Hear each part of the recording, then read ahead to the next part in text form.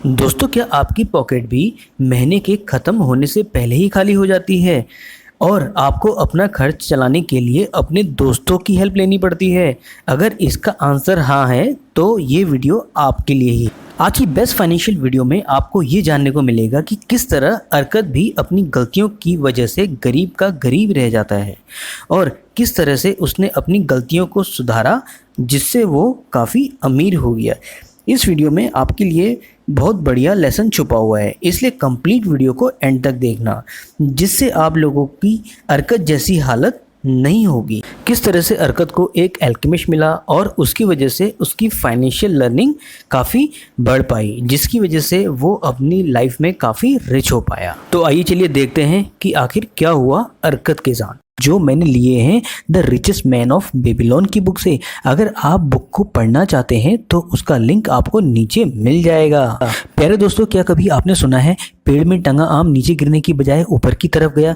जी सही कहा, आपने कभी भी ऐसा नहीं सुना होगा, क्योंकि ये प्रकृति का सरल नियम है कि जो भी वस्तु जब भी गिरती है वो नीचे ही गिरती है। इसी तरह पैसे के भी नियम होते हैं जिन्हें आप अच्छे से जान लेते हो और अपनी ज़िंदगी में उतार भी लेते हो। ये पक्का श्योर है कि आप भी आने वाले समय में पक्का अमीर हो सकते हो और अपना बैंक बैलेंस भी बढ़ा सकते हो। The richest man of Babylon के नियम आज भी इतने ही इफेक्टिव और कारगर हैं जितने पुराने समय में हुआ करते थे। इस बुक से काफ़ी लोगों को फ़ायदा हुआ है। इस बुक को पढ़ने के बाद और इस बुक के नियमों को सही मायने में अपनी ज़िंदगी में उतारने के बाद आप भी अपनी लाइफ में कुछ समय बाद बहुत बड़ा फाइनेंशियल चेंज देख सकेंगे। इस बुक में ऐसी बहुत सी चीज़ें बताई गई हैं जो आपको और कहीं नहीं मिल पाएंगी, जैसे आखिर पैसे को कैसे कमाएं और पैसों को अपने पास रखने का सही तरीका क्या होता है और अपने पैसों से पैसा कैसे बनाया जाता है। ये बुक इतनी इफेक्टिव है जो आपकी डेली लाइफ में आने वाली फाइनेंशियल प्रॉब्लम, डेट मैनेजमेंट और अपने बचाए हुए पैसों से पैसा कैसे कमाया जाता है, इन सब प्रॉब्लम्स को खूब अच्छे से सॉल्व करना सिखाती है। तो प्यारे दोस्तों, अगर आपकी इस चैनल में फर्स्ट विजिट है तो इस वीडियो को अपने रिश्तेदारों तक भी पहुंचाएं, जिससे उनकी भी फाइनेंशियल ग्रोथ हो पाए। और हाँ, बेस्ट फाइनेंशियल जानकारी के लिए इस चैनल को सब्सक्राइब करके बेल आइकन प्रेस करना ना भूलें, जिससे सारी फाइनेंशियल वीडियोस का नोटिफिकेशन आप तक पहुंचता रहे समय से। तो चलिए शुरू करते हैं पहले लेसन से। The man who desired gold, Benazir कोबी, ये दोनों ही बेबीलोन के रहने वाले थे और ये दोनों भी गरीब ही थे। इनमें से बेनजीर बहुत बढ़िया रथ बनाने वाला था और बहुत मेहनती भी, और कोबी भी एक बहुत बढ़िया सिंगर था। ये दोनों अपने काम से जितना भी कमाते थे सारा खर्च हो जाता था और इन दोनों के पास कुछ नहीं बचता था। इन दोनों का मुश्किल से ही गुजारा हो पाता था। इन दोनों का पर्स हमेशा ही खाली रहता था और इन दोनों के ऊपर काफ़ी कर्जा भी रहता था। ये दोनों ही पैसों की प्रॉब्लम से काफ़ी परेशान भी रहते थे। तभी ये दोनों आपस में एक बार मिलते हैं और बात कर रहे होते हैं। तभी कोबी को अपने अरकत दोस्त की याद आ जाती है, जो कि बेबीलोन का सबसे धनी आदमियों में से एक होता है। अरकत भी बहुत समय पहले बेनजीर और कोबी जैसा बहुत गरीब था। उन तीनों ने ही एक साथ अपनी पढ़ाई खत्म की थी। उस समय अरकत भी बहुत ज़्यादा होशियार नहीं था और ना ही किसी काम में तेज और ना अक्लमंद। वो तीनों ही आपस में खेला और घुमा करते थे, लेकिन इन सब के बाद भी वो बेबीलोन का सबसे अमीर लोगों में शामिल हो गया। उसी समय कोबी और बेनजीर भी अपने गरीब दोस्तों के साथ अरकत के साथ मिलने प्लान बनाते हैं, जिससे वो भी अमीर बनने का सीक्रेट जान पाएं और अपनी किस्मत बदल पाएं। अब बढ़ते हैं दूसरे लेसन की ओर। The richest man in the Babylon. Arkad Babylon का सबसे अमीर आदमी था। वो अपनी वेल्थ और काइंडनेस के कारण काफी दूर तक फेमस भी था। वो अपनी वेल्थ गरीबों के साथ पूरी दिल के साथ दान करता था और बहुत ज्यादा खर्च भी करता था, लेकिन इन सब के बावजूद भी अरकत की दौलत कभी भी कम नहीं होती थी, उल्टा और तेजी के साथ ग्रो होती जा रही थी। एक बार बेनजीर कोबी अरकत के आलीशान महल में आए। तब बेनजीर और कोबी ने अरकत से पूछा, जब तुम भी हमारी तरह गरीब थे तब तुमने ऐसा आखिर क्या किया जिससे तुम बेबीलोन के रिचेस्ट पर्सन बन गए? तब अरकत कहता है, अगर तुम लोगों को पैसे में दिक्कत आ रही है, इसका मतलब ये हुआ तुम अभी तक दौलत को इकट्ठा करने के सही नियमों को सही से नहीं जानते हो या फिर इन नियमों का पालन नहीं करते हो। अरकत इसी बात पर अपनी स्टोरी बताना शुरू कर देता है। चलिए दोस्तों, अब बढ़ते हैं अरकत की अमीर बनने की स्टोरी में। मैंने अपनी शुरुआत बर्तन के काम से की और मैं काफ़ी डिटरमिन्ड भी था अपने काम में, लेकिन महीनों मेहनत करने के बाद भी अपनी कोई दौलत इकट्ठा नहीं कर पाया। एक दिन अपने काम के सिलसिले में एक मशहूर व्यापारी एल्केमिस्ट मेरे पास आए, जो कि उस समय के बेबीलोन के कई बड़े आदमियों में से एक थे। उसी समय काम के दौरान मैंने पूछा, एल्केमिस्ट, आप बेबीलोन के काफ़ी अमीर आदमी हो, क्या आप मेरे को भी ये सीक्रेट बता सकते हो कि मैं कैसे अमीर हो सकता हूँ? अगर आप मेरे को ये बताएंगे तो सारी रात मैं आपका काम करूँगा और सुबह तक आपका काम पूरा हो जाएगा। और जैसे ही साहूकार अल्केमिस्ट ने सुना तो वो तुरंत राजी हो गया। फिर क्या था, मैंने सारी रात जगकर उनका काम अच्छे से पूरा कर दिया और उन्होंने भी सुबह अपना वादा पूरा किया।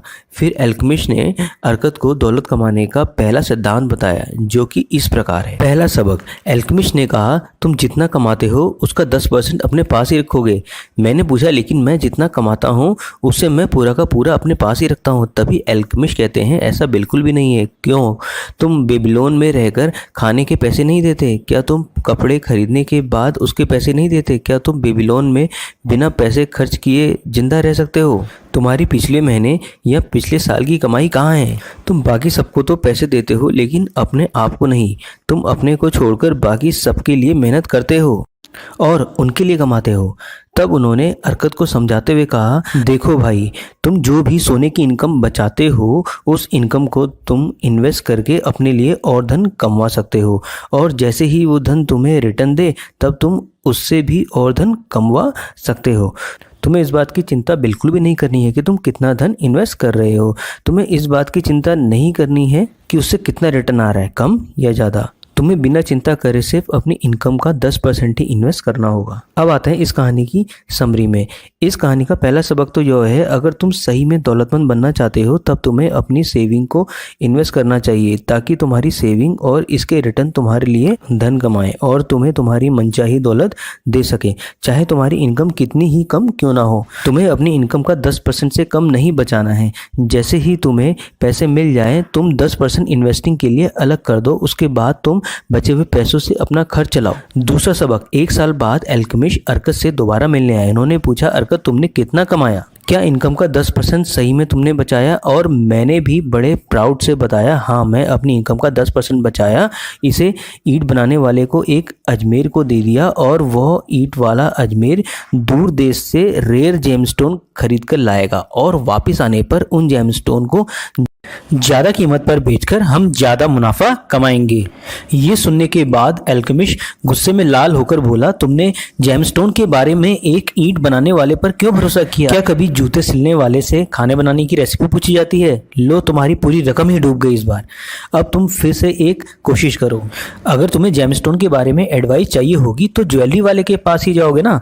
अगर तुम्हें कपड़े की एडवाइस चाहिए होगी तो कपड़े बनाने वाले के पास ही जाओगे। दूसरा सबक, एडवाइस एक ऐसी चीज़ है जो लोग फ्री में तो देते हैं, लेकिन इसे लेकर सतर्क रहने की जरूरत है। तुमको सिर्फ उनसे ही एडवाइस लेनी चाहिए जो व्यक्ति उस काम में स्किलफुल हो और उस काम को बढ़िया तरीके से करता हो। जो व्यक्ति अपनी सेविंग के बारे में गलत और अनएक्सपीरियंस लोगों से एडवाइस लेता है वो अपनी सेविंग उन लोगों के कारण गंवा देता है। इतना कहकर अल्केमिस्ट वहां से चले जाते हैं। अब आते हैं तीसरे सबक में। 1 साल बाद अल्केमिस्ट फिर से वापस आते हैं। हमारी इससे पहली मुलाकात के बाद तुमने कितनी तरक्की की ये बताओ पहले मुझे।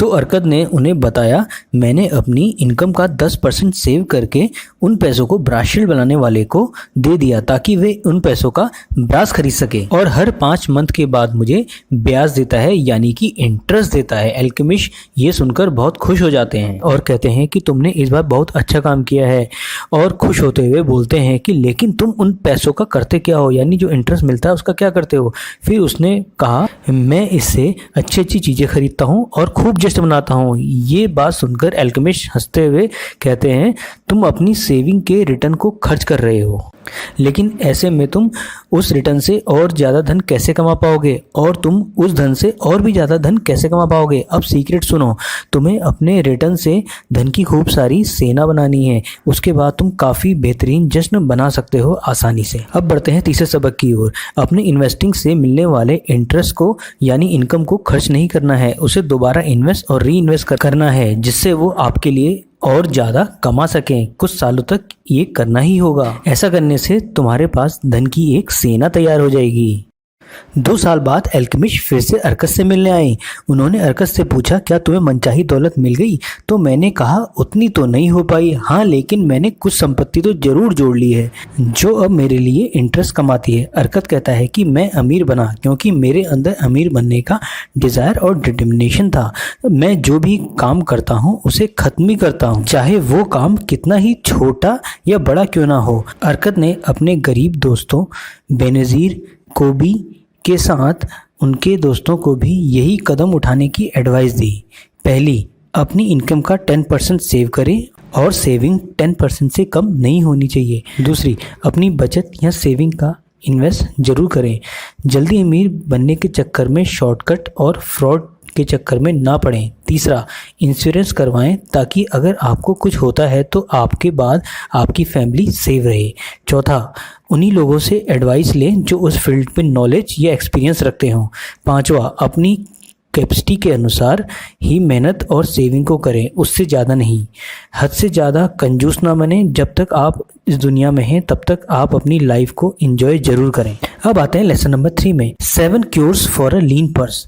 प्यारे दोस्तों, बेबीलोन एक काफ़ी वेल्दी शहर था। इसका मुख्य कारण यहाँ के रहने वाले लोग थे जो बहुत समझदार थे और इन्होंने भी अमीर बनने के सीक्रेट सीख लिए थे। वो सब काफ़ी बढ़िया और बेहतरीन ज़िंदगी जीते थे। एक बार वहाँ के सम्राट ऑर्गन को पता चला कि जो लोग अमीर हैं उनको तो अमीर बनने के सीक्रेट पता है, लेकिन उन लोगों का क्या जो अमीर नहीं बन पाए, क्योंकि उन लोगों को तो अमीर बनने के सीक्रेट पता ही नहीं थे। ये सोचकर उन्होंने बेबीलोन के सबसे रईस आदमी को इन्विटेशन दिया और अमीर आदमी को वह सीक्रेट बाकी नागरिकों को सिखाने के लिए बोला। इस बात पर अर्कद ने खुशी खुशी उन्हें हाँ कह दी। फिर एक बड़े से हॉल में काफ़ी सारे नागरिकों को बुलाया गया। उसके बाद अर्कद ने अपनी स्टोरी बताना स्टार्ट किया कि मेरे पास दौलत कमाने की बर्निंग डिज़ायर के अलावा और कुछ भी ना था। आज मैं आपको लीन पर्स यानी कि पतले से खाली पर्स के बारे में बताऊंगा। अगर आप सही में अमीर बनना चाहते हैं तो इन 7 इलाजों को अच्छे से पालन करिए। पहला इलाज, अपने पर्स को मोटा करना शुरू करें। अब आप कहेंगे भाई ये कैसे? आप जो भी काम करते हैं, चाहे जितना भी कमाते हैं, आपको अपनी कमाई से सिर्फ 90% ही खर्च करना है। आपको अपनी हर इनकम से 10% की सेविंग करके उसे इन्वेस्टमेंट में लगाना है। इस 10% को आप बिल्कुल भी खर्च नहीं कर सकते। आपके टोटल जितने भी खर्चे हैं उनको 90% से ही पूरा करना। शुरुआत में तो आपको काफ़ी दिक्कत आएंगी। इसी 10% को इन्वेस्ट करके आप आगे चलकर काफ़ी प्रॉपर्टी, गोल्ड आदि कुछ भी खरीद सकते हो। दूसरा इलाज, अपने खर्चों को कंट्रोल में लाएं। तभी हॉल में बैठा एक आदमी बोलता है, अगर हमारा खर्चा पहले से ही मुश्किल से चल रहा है तो 10% कैसे बचाएं? आप ही बताओ। तब अर्कद कहता है कि हर इंसान की इनकम अलग अलग होती है, खर्चे और ज़रूरतें भी अलग अलग होती हैं। फिर भी उन सबको ही पैसों की ज़रूरतें अधिक क्यों होती हैं?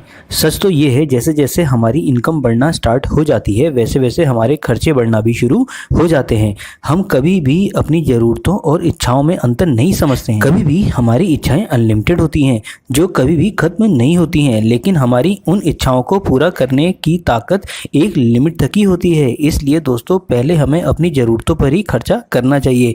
अगर पैसे बचे हैं तो 90% इनकम से फिर हमें अपनी इच्छाओं में खर्चा करना चाहिए।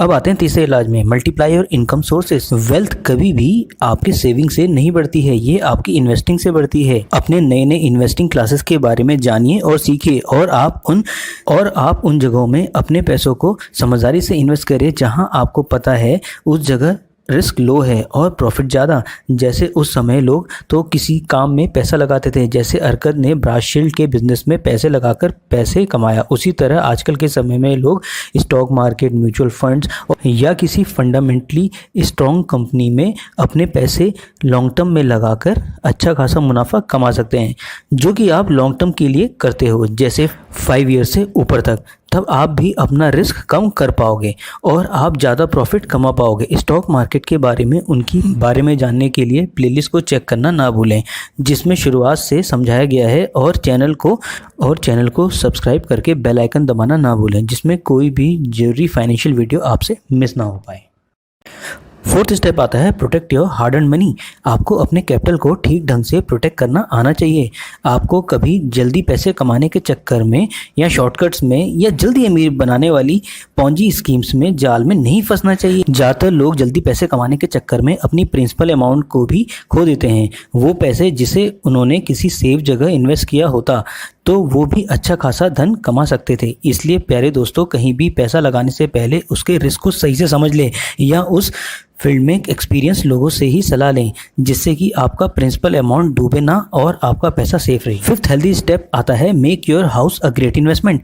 अपने घर का मालिक बने। प्यारे दोस्तों, अपने इनकम का 10% और अधिक धन कमाने के लिए इन्वेस्टिंग करते रहें। इसी तरह आप बचे हुए 90% से भी कुछ पैसे बचा सकें तो उसे घर खरीदने के लिए इन्वेस्टिंग करते रहें। आपको सबसे ज़्यादा खुशी खुद के घर में रहने से ही मिलेगी। 6 हेल्दी स्टेप आता है इंश्योर योर फ्यूचर इनकम। प्यारे दोस्तों, हर इंसान कभी ना कभी बुढ़ापे की स्टेज में आता है, चाहे वो अमीर हो या गरीब। इसलिए हर इंसान को अपने पास उतना धन तो जरूर रखना चाहिए। अगर अचानक से उसे कुछ हो जाए या वो इंसान कभी इस दुनिया में ना भी रहे तो उसकी फैमिली में किसी भी चीज़ की दिक्कत ना हो और उसकी फैमिली सेफ रहे। इसके लिए आप अपने और फैमिली लिए इंश्योरेंस भी करा सकते हैं। 7th healthy step, increase your earning potential. इसके लिए आप अपने प्रोफेशन या काम के बारे में ज़्यादा लर्निंग हैबिट्स बनाकर या फिर स्किलफुल बनकर अपनी इनकम को और भी ज़्यादा बढ़ा सकते हैं।